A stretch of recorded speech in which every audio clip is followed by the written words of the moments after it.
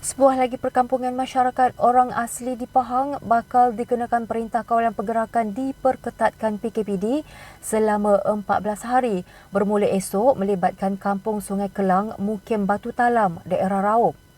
Perkampungan terpencil dalam kalangan suku Kaumok yang diduduki lebih 300 orang itu mula dikesan mewujudkan kluster komuniti berpunca daripada seorang warga tempatan tidak bergejala dan dipercayai kerana pergerakan penduduk dari lokasi yang banyak kes aktif COVID-19 ke kawasan kampung berkenaan. Punca sebenar jangkitan masih lagi dalam siasatan dan setakat ini seramai 143 individu kontak rapat dikenal pasti dengan 25 kes positif dikesan daripada saringan bersasar tersebut. Ketua Pengarah Majlis Keselamatan Negara MKN Jabatan Perdana Menteri, Datuk Rozzi Mat Saad berkata, bagaimanapun tiada kawasan dilanjutkan lagi PKPD, malah satu lokaliti di Sabah akan berakhir sekatan esok seperti dijadualkan MKN. Datuk Rozzi berkata, lokasi tersebut hanya melibatkan Taman Pantai Lok Kawi, daerah Papar, bahagian pantai barat yang sudah pun lama dilaksanakan PKPD pada 7 September lalu. Majlis Ugama Islam dan Adat Resam Melayu Pahang MUIP mengagihkan sebanyak RM29,301,188 bantuan COVID-19 kepada penerima secara bersasar sehingga 31 Ogos lalu. Pengurus Besar Kanan Pusat Kutipan Zakat PKZ Pahang, Yang Hormat Datuk Halidan Mat Daud berkata, bantuan zakat merupakan fokus utama ketika pandemik COVID-19 di mana sebaik sahaja Perintah Kawalan Pergerakan PKP dikenakan pada 18 Mac 2020.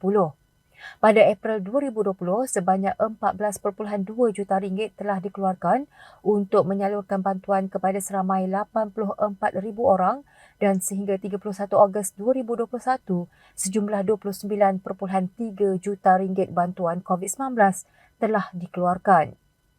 Beliau berkata demikian pada Majlis Perkongsian Operasi Zakat dan Pelancaran Resip Digital Bayaran Zakat yang diadakan secara maya menerusi aplikasi Zoom. Menerusi perkongsian itu, jumlah bantuan telah diberikan menerusi 10 bentuk agihan, termasuklah agihan kepada asnaf fakir miskin, agihan melalui e-asnaf, agihan kepada gelandangan, agihan kepada Bilal dan Siap bagi Masjid Karya serta agihan kepada guru brigad penceramah, kafa dan sekolah persendirian. Bantuan juga turut diagihkan kepada pusat-pusat kuarantin, agihan kepada tenaga pengajar ma'ahad tahfiz, madrasah dan pondok, agihan keperluan asas isi rumah, agihan kepada masjid melalui dapur zakat dan agihan kepada pelajar Institut Pengajian Tinggi IPT. Kesemua agihan bantuan ini dapat diberikan kerana kutipan zakat yang semakin meningkat meskipun ketika pelaksanaan PKP sejak 2020. Berdasarkan rekod oleh PKZ Pahang, kutipan zakat harta telah meningkat sebanyak 10.3% menjadi 158.2 juta ringgit berbanding 2019 dengan 143.4 juta ringgit, manakala jumlah pembayar zakat juga bertambah sebanyak 3.7% atau 3,033 orang ketika pandemik.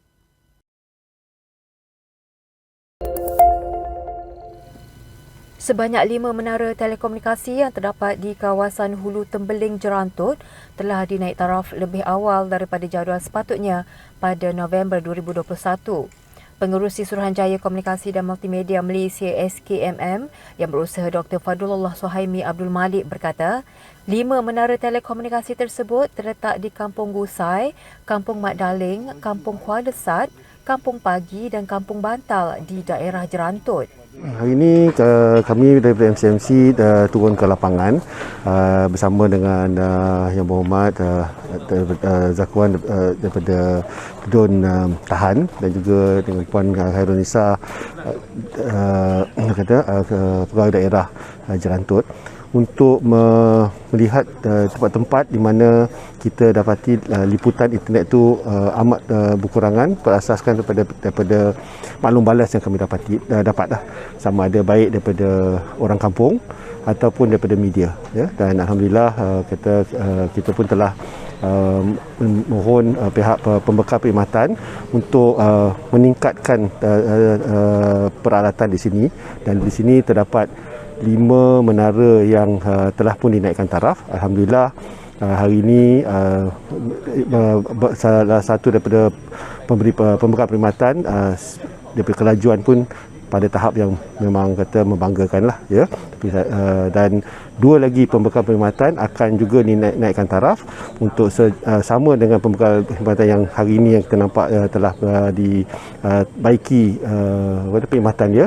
Dan insyaAllah pada bulan 11 atau bulan 11 maka ketiga-tiga pembekal perkhidmatan itu akan mempunyai kelajuan dan kualiti perkhidmatan yang baik. Beliau berkata demikian kepada pemberita selepas melakukan lawatan kerja ke beberapa kampung di Hulu Tembeling Jerantut bagi meninjau kadar capaian internet di lokasi pedalaman. Hadir sama ialah Ahli Dewan Negeri Tahan Yang Berhormat Encik Muhammad Zakwan Ahmad Badardin, Pegawai Daerah Jerantut Puan Hairunisa Aris dan Ketua Kampung Mak Daling Encik Wan Muhammad Suhaimi Wan Ishak. Dalam pada itu, Dr. Fadlullah Suhaimi berkata, jalinan digital negara Jendela yang dilaksanakan oleh SKMM telah mendapat kerjasama baik daripada pihak Kerajaan Pahang apabila berjaya mencapai sasaran berdasarkan beberapa fasa yang dirancang. Fasa 1 bagi tempoh 2020 hingga 2022 mempunyai sasaran mengikut suku dan setiap suku berjaya mencapai sasaran yang telah ditetapkan. Kejayaan ini bergantung kepada bantuan yang diterima daripada pihak kerajaan negeri dari pelbagai aspek dan kini terdapat aplikasi atas talian iaitu Jendela Map di mana pengguna boleh memeriksa kawasan-kawasan yang mempunyai liputan ataupun tidak.